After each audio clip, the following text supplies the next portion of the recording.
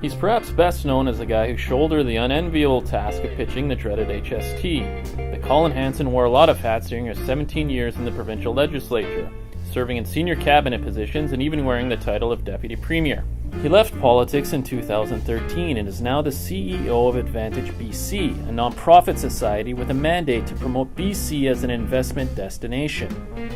It's a job not unlike some of the work he did while in office. Over coffee, I asked him how the current economic climate compares to when he was in government. They say timing's everything. I had the misfortune of going, when I went back into Ministry of Finance the second time, the misfortune of, that was in June of 2008. And of course, the world economy fell apart in September. So it was a pretty rough ride for that period of time I think for every finance minister globally. But I think today we're starting to see, people talk about the new normal. It's not back to the same kind of robustness that we saw in the mid-2000s. But I think there's certainly a level of economic confidence, and I think Canada's got a great story to tell, and we need to be out promoting what Canada has to offer the world. You're out of government, but I imagine you're still quite connected to some of your old colleagues, and you're on CBC every now and then.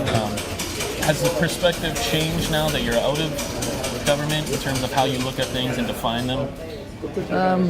I think it's interesting when you're in government and you've got access to the absolutely crisp information and background on things, that I think often when you're outside of government, sort of watching political events unfold or government events unfold, you sort of think, what were they thinking?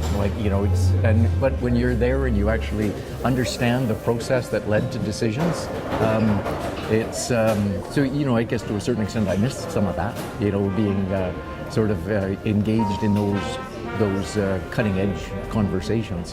Hansen was one of several high-profile MLAs who decided back in 2012 not to seek re-election. At the time, the headline suggested everyone was jumping a sinking ship. He told me his decision wasn't based on the failure of the HST. So why did he leave? You knew at that point that you were... No, I didn't actually make up my mind not to run until a few months before the election. But I was elected for 17 years, 10 of those in cabinet that were pretty intense, and I enjoyed those 17 years. I have no regrets, but I don't feel like I left a day too early or a day too late. There was one reporter that after I announced that I wasn't going to seek re-election, and it was about 2 weeks after George Abbott and Kevin Falcon had also announced they weren't going to run in the election. So a reporter was asking me, so what is this? You got George Abbott not running, Kevin Falcon not running, and now Colin Hansen not running. What does that tell you? And my response was, it tells me that being in politics is not a life sentence. So how is his old party doing now? Colin thinks they're doing a good job. And what about Premier Clark? Do you think she's matured as a politician since first assuming the leadership? Yes, I think everybody in politics does.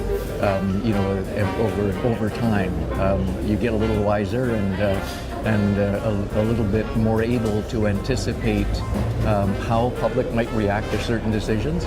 And I think sometimes, and I think this is part of something that comes with that wisdom, is that there are times when you've got to keep focused on where you need to get to and what you need to accomplish. And I see sometimes in other governments that I watch across Canada that they're way too quick to sort of lurch from pillar to post, depending on public opinion. And I think you've got to be able to keep your sight on what it is you're trying to accomplish. And sometimes maybe you've got to put up with some headwinds in the short term in order to get there.